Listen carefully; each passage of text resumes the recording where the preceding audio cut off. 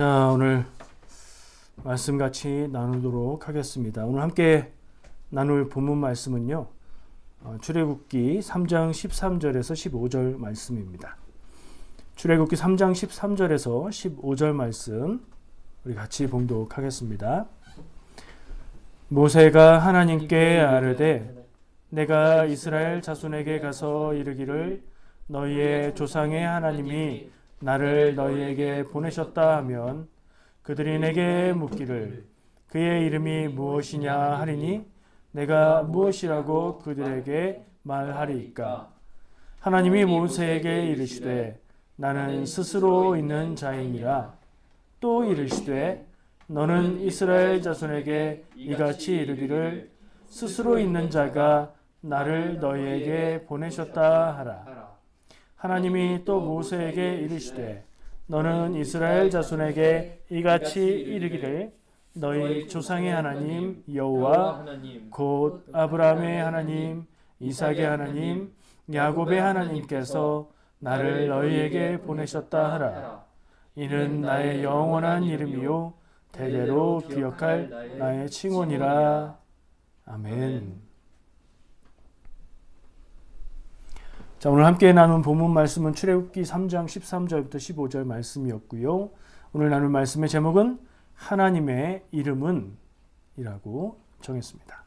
여러분, 하나님의 이름을 아십니까? 하나님이 하나님이죠? 아니요, 하나님의 이름이 있잖아요. 이런 식으로 접근하면 익숙한 패턴 아닙니까? 여러분, 여호와의 증인, 제호바스 위트니스 만나보셨어요? 그 사람들은 다짜고짜 하나님의 이름이 뭔지 아냐고 묻습니다. 그걸 물으면 이단이라는 게 아니고 중요한 주제이긴 한데 그 사람들은 그걸 가지고 사람들을 좀 미혹하려고 하는 것 같습니다. 자, 오늘 본문 말씀의 그 내용은 어떤 내용이냐면 하나님이 이스라엘 백성이 이집트에 들어가서 400여 년을 살면서 많은 백성으로 늘어났지요. 그리고 때가 되어서 이제 모세가 태어났고요. 모세가 그때 태어날 당시에 파라오가 명령을 내려서 이스라엘의 아기가 태어나면 남자는 다 죽이고 여자만 살려라. 그랬을 때인데 그의 형인 아론도 그때가 아니라 살았고 그 누나 미리암도 살았는데 마침 모세가 태어날 때에 파라오가 남자 아기가 태어나면, 그러니까 이스라엘 민족 중에 남자 아기가 태어나면 다 죽여라. 이렇게 명령을 내렸던 때였어요. 그런데 모세는 죽지 않고 살았습니다. 그 얘기는 이제 앞장에서 나오는데요. 저는 그 내용은 넘어갔습니다. 왜냐하면 그 부분에선 하나님이 말씀하시는 내용이 없었기 때문이에요. 3장에 와서 하나님께서 아까 그 모세는 어떻게 됐냐면 그 파라오의 딸인 이집트 공주에게 입양이 돼서 양자가 돼서 이집트 왕궁에서 살았습니다. 얼마나 살았냐면 40년을 살았습니다. 이집트 왕궁에서 왕족으로 40년. 그리고 짐작해 보는데 아마도 어쩌면 이집트 파라오의 왕위 계승의 후보자로 40년을 살았습니다. 그러던 어느 날 일이 생기죠. 자기 동족인 이스라엘 사람들을 때리고 괴롭히는 이집트 사람을 보고 이 모세가 그를 때려 죽입니다. 살인을 한 거죠. 그리고 그 죽은 이집트인을 모래 속에 파묻었어요. 범죄를 저지른 것입니다. 다음 날 또 나가 보니까 이번에는 이스라엘 사람들끼리 싸우는 거예요. 그래서 왜 싸우냐고 말을 하니까 이 사람들이 하는 대답이 우리가 언제 당신을 우리의 재판장으로 삼았습니까? 당신이 뭔데 우리의 일을 재판하려고 합니까? 당신은 어제 이집트 사람 죽인 것처럼 나도 죽이려고 합니까? 라고 말을 해요. 얘기를 듣고 보니까 큰일 났어요. 자기 딴에는 주변을 살펴보고 그 이집트인을 죽였고 그리고 아무도 모른다고 생각하고 그를 파 묻었고 그리고 시간이 지났는데 사람들이 알고 있는 거예요.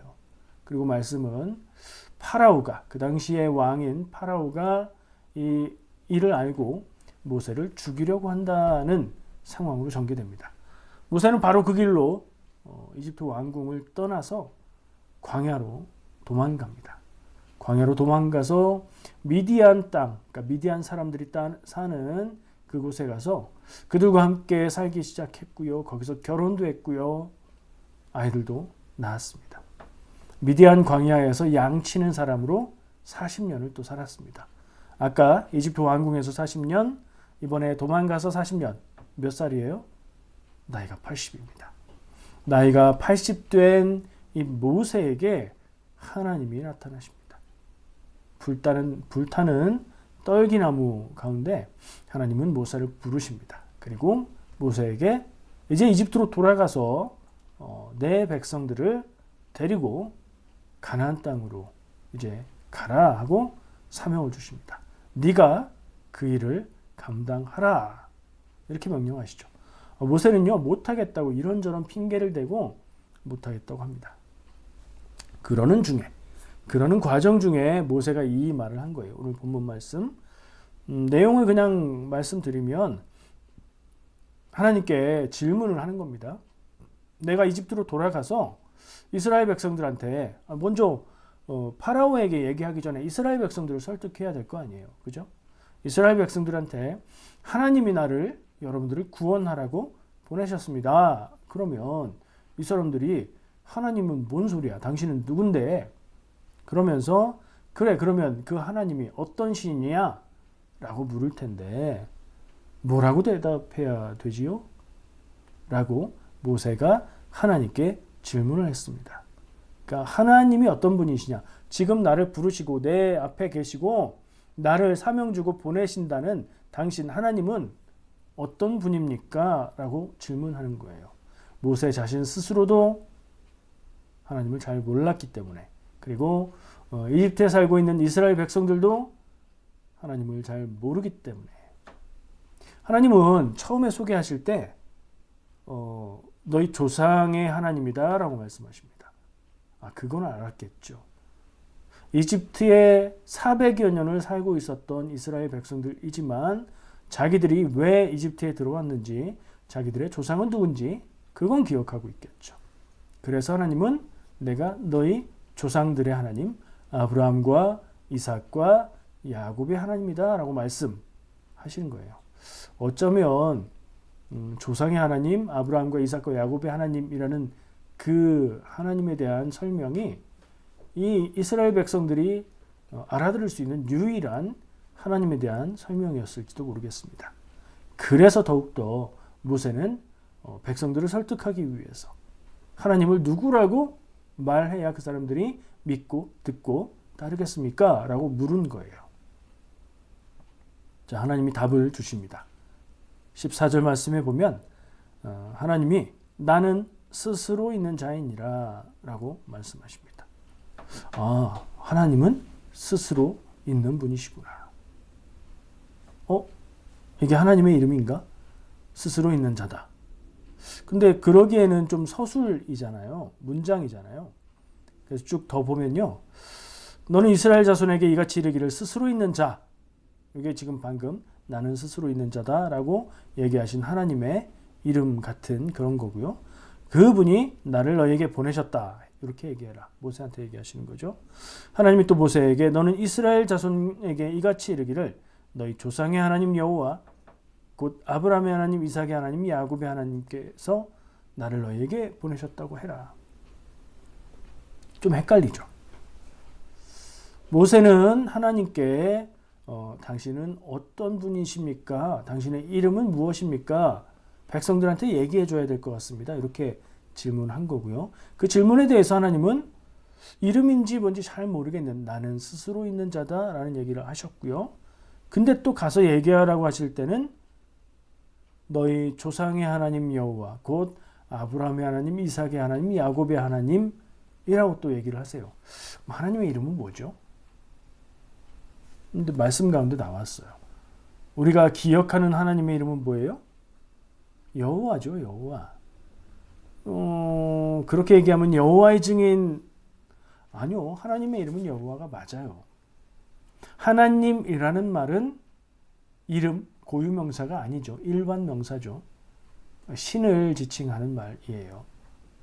그러니 지금 모세를 부르시고 이스라엘 백성들을 구원하실 그 하나님은 누구신가? 우리가 그렇게 관심 갖고 말씀을 들어야 되겠죠? 자, 질문 하나 해보겠습니다. 모세는 왜 하나님의 이름을 물었을까요? 왜긴요? 말씀해 보니까 이스라엘 백성들에게 가서 얘기하려고 그런 거 아니에요? 표면적으로는 그런데요. 전체적인 흐름을 보면서 왜 모세는 하나님이 가라고 그러면은 가면 되지 이름을 묻고 있나 하는 질문을 해볼 수 있어요. 그렇게 질문을 해보니까 성경 내용 중에 하나님의 이름을 묻는 내용들이 몇 군데 더 있습니다. 기억나시나요? 야곱이 하나님의 이름을 물었습니다. 그 씨름하고 나서 처음에는 여호와의 사자 혹은 처음에는 어떤 사람이라고 나왔는데 씨름을 하고 나서 밤새 씨름하고 다리를 쳐서 다리를 절개 돼도 놓지 않으니까 나를 가게 놓아라. 그러니까 저를 축복하시기 전에는 못 갑니다. 축복해 주세요. 그래서 그 어떤 사람인지 여호와의 사자인지 하나님인지 잘 되게 헷갈리는, 근데 곧 하나님입니다. 하나님이 야곱에게 이름을 묻습니다. 야곱이 이름을 물었다면서요. 그건 좀 뒤에 나오고요. 여기서는 먼저는 하나님이 먼저 야곱의 이름을 물어요. 야곱입니다. 그러니까 이제는 야곱이라고 하지 말고 이스라엘이라 하리라. 그러니까 야곱의 이름을 하나님이 이스라엘로 바꿔주세요. 그리고 바로 이어서 나오는 말씀이 야곱이 하나님의 이름을 묻습니다. 당신의 이름은 무엇입니까? 야곱은 이분이 하나님인 것을 알았을까요? 몰랐을까요? 정확하게는 몰랐던 것 같아요. 나중에 깨달은 것 같아요. 근데 뭔가 이 하나님에 대한 신적인 절대적인 것을 느꼈는지 하나님의 이름을 묻는 장면이 거기 나옵니다. 그리고 또 있죠. 거기에서는 그 이름을 알려주지 않으십니다. 네가 그것은 왜 묻느냐 하고 그냥 마세요. 그리고 또 한 군데 있어요. 생각나시나요?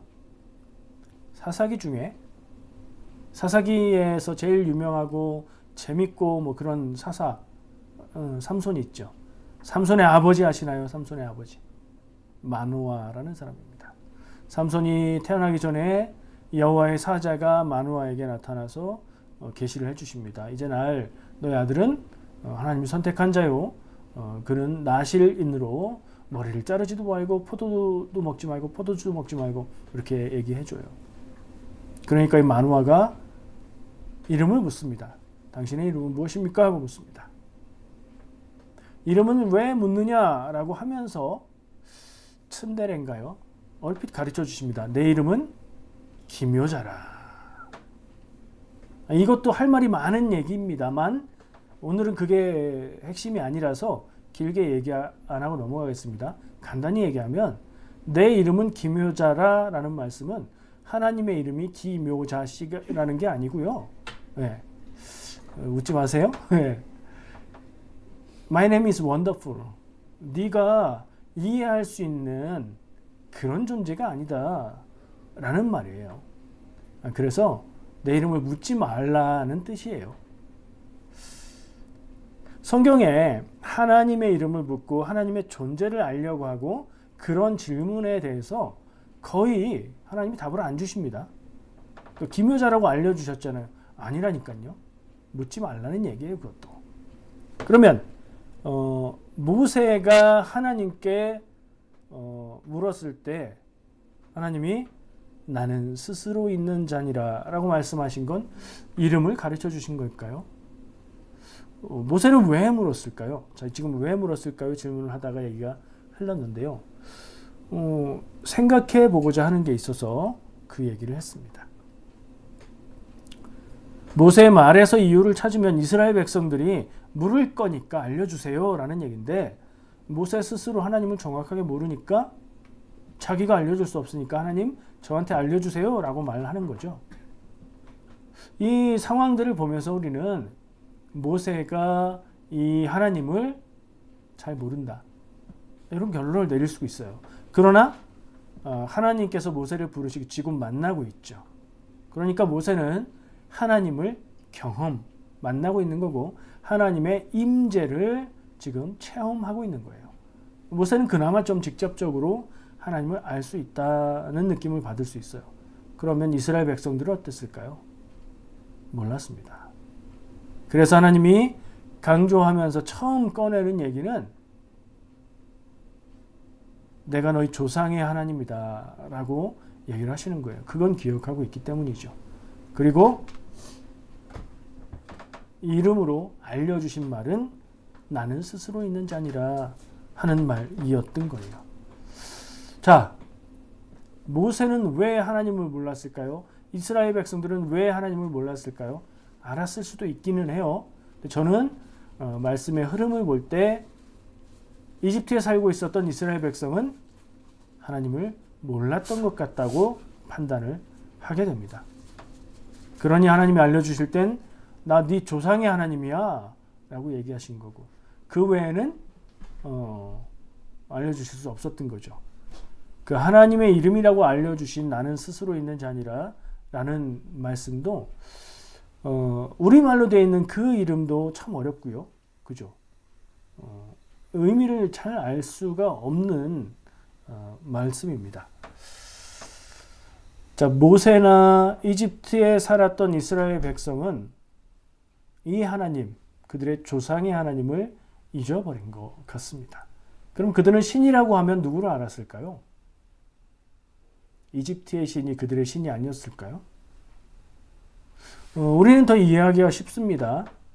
이민의 삶을 살고 있기 때문이죠. 여러분 캐나다에 와서 살면서 야, 이 사람들은 참 한국이랑 참 다르다 느끼는 건 많이 있었죠. 처음에는 이런저런 게 다 신기하고 재밌고 놀랍고 저렇게도 살 수 있구나 그런 생각이 들었을 겁니다. 이민의 시간이 길어지면 길어질수록 자연스럽게 어떤 것들은 편안하게 느끼고 어떤 것들은 이해하게 되고 어떤 것들은 받아들이게 됩니다. 문화의 힘이 그렇게 무섭습니다.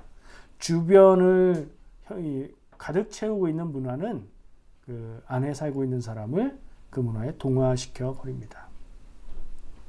이집트에 처음 들어갔던 이스라엘 백성의 숫자는 야곱의 가족은 70명이라고 기록하고 있습니다.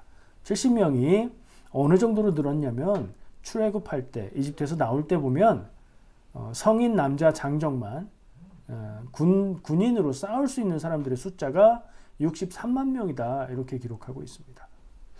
아니 들은 기억에는 한 200만 명 얘기하던데요. 예, 그거는 이 63만 명의 숫자를 가지고 여자, 어린이, 노인들의 숫자를 합해서 추정한 숫자예요. 작게 생각하는 사람은 150만 명이라고 얘기도 하고요. 어떤 경우는 한 400만 명 넘게까지도 얘기합니다. 인구는 그렇게 늘었어요. 이게 하나님의 계획과 뜻이었어요. 말씀에 보면 그런 기록들이 나옵니다. 그런데 그렇게 400여 년을 이집트에서 살았던 이스라엘 백성들은 하나님을 잊어버린 거예요.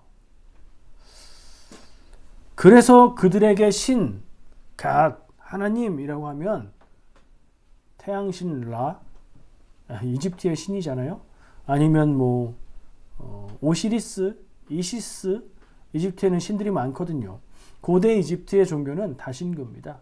신들이 많이 있고 각각 신마다 능력이 다르고 그렇습니다.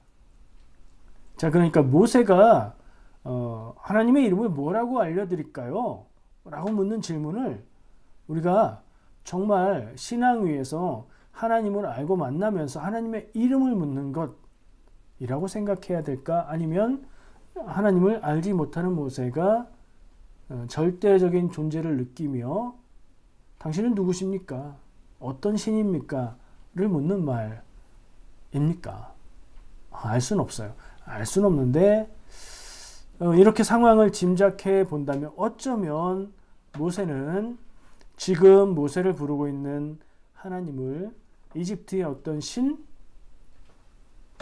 혹은 그 지역에 있는 다른 나라의 신이라고 생각하고 이름을 물었을지도 모르겠어요. 하나님의 백성이 하나님을 모르는 상황이 되었다는 건 충격적인 일이죠. 우리 스스로에게 한번 적용해 볼 수 있어요. 나는 하나님을 알고 있는가? 나는 하나님을 알지. 성경에 나오는 하나님을 알지. 아니, 내가 진짜 직접 하나님이 어떤 분이신지, 나의 하나님의 이름은 무엇인지, 이 하나님은, 우리 하나님은 무엇을 중요하게 여기시는지, 나의 하나님은 나의 인생을 어디로 이끌어 가시는지 알고 계십니까? 그렇게 물으니까 하는 느낌이 들 수도 있어요. 알아야 합니다. 근데 다행인 것은 모세도 몰랐던 것 같고 이스라엘 백성도 몰랐던 것 같아요. 그런데 하나님은 그 조상 아브라함과 이삭과 야곱에게 약속하신 축복을 기억하시고 그들을 인도하신다는 놀라운 사실입니다. 우리가 하나님을 다 알지 못합니다. 아니, 하나님은 알 수 있는 분이 아닙니다. 하지만 그 하나님은 우리를 인도하고 함께 하십니다. 다행인 일이겠죠? 자, 아까 제가 뭐라고 했죠? 하나님이 모세에게 알려주신 하나님의 이름은 무엇이었습니까? 나는 스스로 있는 자다. 원문은 어떻게 되어 있을까? 구약이니까 히브리어죠. 히브리어로 에이에 아쉐르 에이에 라고 되어 있는 부분이 나는 스스로 있는 자다라고 번역한 부분입니다. 에이에 아쉐르 에이에. 영어로 바꾸면 I am who I am. 영어 성경에 실제로 그렇게 번역이 되어 있어요. 아니면 I am that I am. 우리말에 없는 이 중간에 관계대명사 who나 that 이런 게 들어가서 나는 나다. 나는 스스로 내가 존재하는 자다. 뭐 이런 말이 되긴 하는데 의미를 명확하게 알기 어려운 그런 표현으로 되어 있습니다. 나는 스스로 있는 자다라는 그 말씀만 가지고 생각해봐도 명확한 뜻을 알기 어렵습니다. 생각해 볼 수는 있죠. 하나님은 다른 어떤 존재에 기댄 존재가 아니라 스스로 존재하시는 분이다. 이런 뜻이구나. 그렇게 생각할 수 있는데 그는 전부 다는 포함하지 않고 일부만 알 수 있는 거예요. I am who I am 마찬가지예요. 나는 나다가 될 수도 있고 나는 지금 있는 자다가 될 수도 있고 뭐 그렇잖아요. 이 하나님의 이름에 대해서 이 스스로 있는 자에 대해서 할 수 있는 얘기가 너무너무 많고 길어요. 근데 그 많은 이야기들, 많은 논쟁들 다 얘기해도 결론이 나질 않습니다. 학자들 사이에서도 명확한 결론이 나지 않은 표현이에요. 하나님이 모세에게 나는 스스로 있는 자다 알려주셨지만 그게 이름을 알려주신 건지 나는 스스로 있는 존재야 라고 어떤 문장으로 그 설명을 해주신 건지조차도 명확하게 알 수 없습니다. 어쩌면 사람이 이해하지 못할 이름을 알려주신 것은 아닌가 하는 의심까지도 듭니다. 이 이름 자체가 나는 스스로 있는 자라고 번역된 에이에 아쉐르 에이에라고 말씀하신 그 하나님의 이름 자체가 사람이 하나님을 알려고 이해하려고 이용하려고 하지 말아라 라고 말씀하시는 것 같은 느낌이 들기도 합니다. 근데요, 말씀이 재미있게도 나는 스스로 있는 자다라는 얘기를 하시고 난 다음부터는 성경이 여호와라고 얘기하기 시작합니다. 성경이 기록할 때도 여호와 하나님이 이렇게 표현하고 그 여호와라는 이름이 나타나요. 지금 제가 얘기하는 부분에서는 15절에 가면 뒤에 가면 너희 조상의 하나님 여호와 곧 아브라함의 이렇게 거기 사이에 살짝 들어갑니다. 그리고 뒤에선 이제부터 계속 여호와라는 이름, 명칭, 호칭을 사용을 하죠. 이게 어떤 관계가 있냐면 나는 스스로 있는 자다라는 그 문장 자체가 여호와라는 단어로 바뀔 수 있는 부분이에요. 보는 사람에 따라서는 이 에헤라는 말이 하나님의 이름이다라고 보기도 하고요. 그것의 자음을 가지고 얘기하기도 하고요. 혹은 그 문장의 축약형으로 여호와라는 그런 이름이 된다라고 설명을 하기도 합니다. 관계가 있는 것 같아요. 여기서부터 이제 여호와를 사용을 하기 때문에 그렇습니다.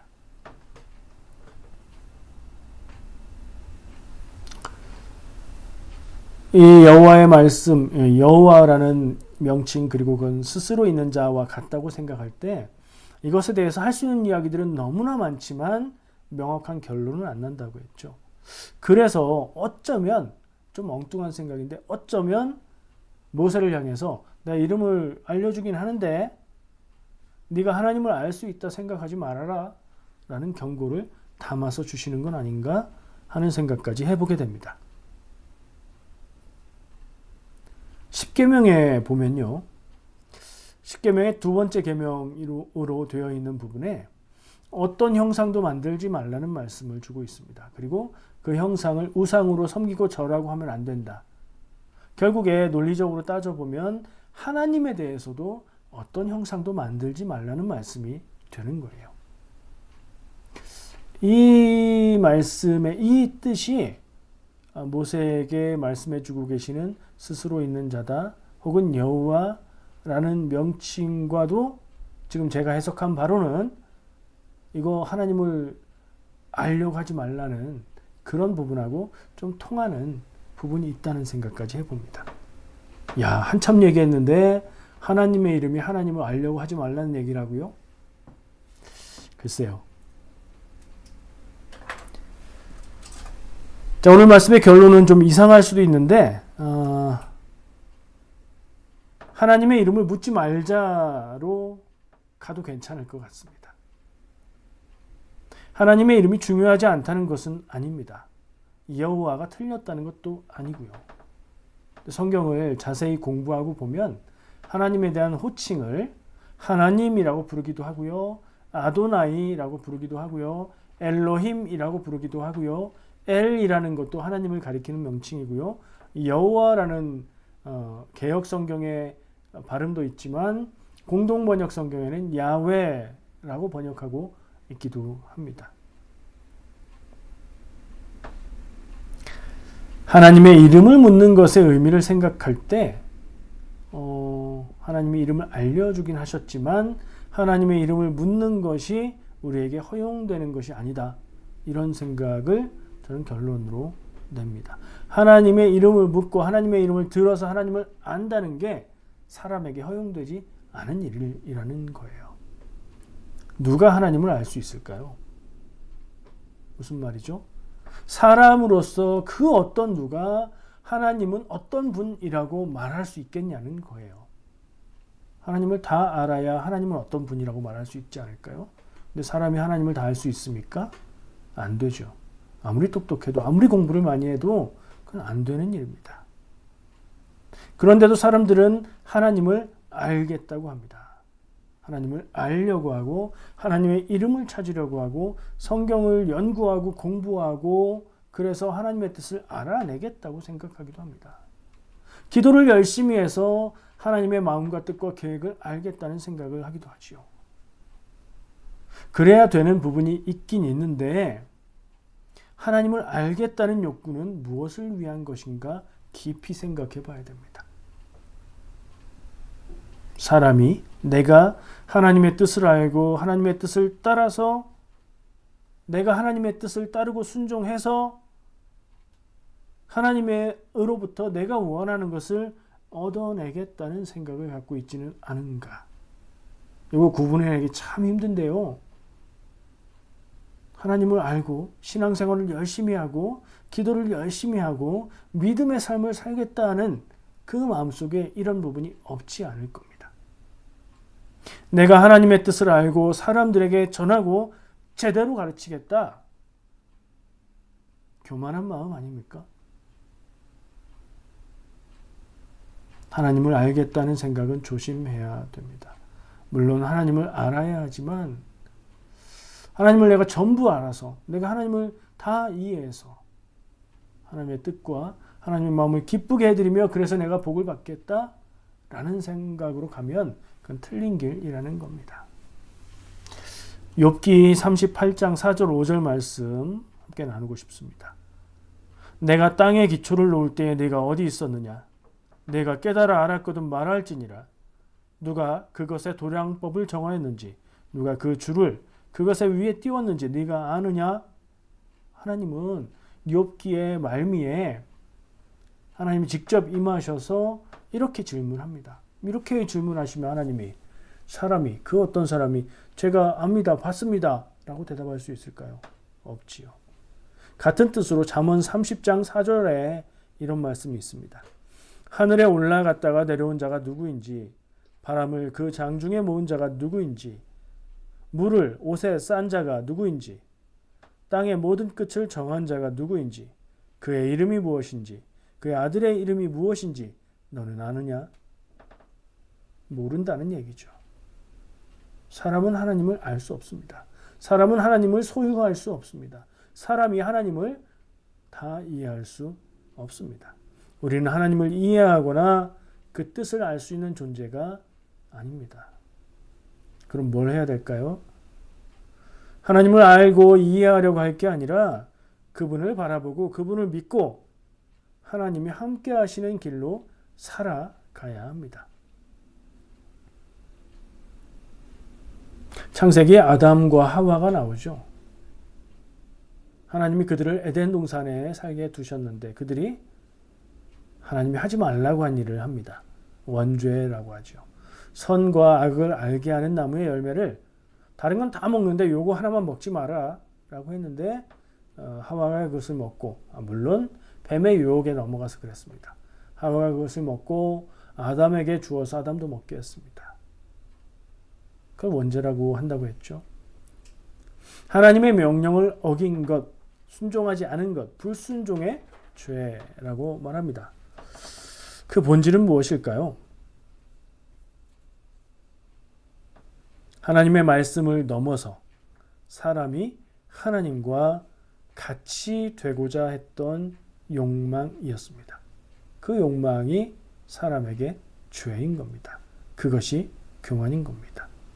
우리는 하나님을 알려고 할 게 아니라 하나님의 말씀을 듣고 귀 기울여 하나님의 음성을 듣고 따르고 순종하는 삶을 살아야 되겠습니다.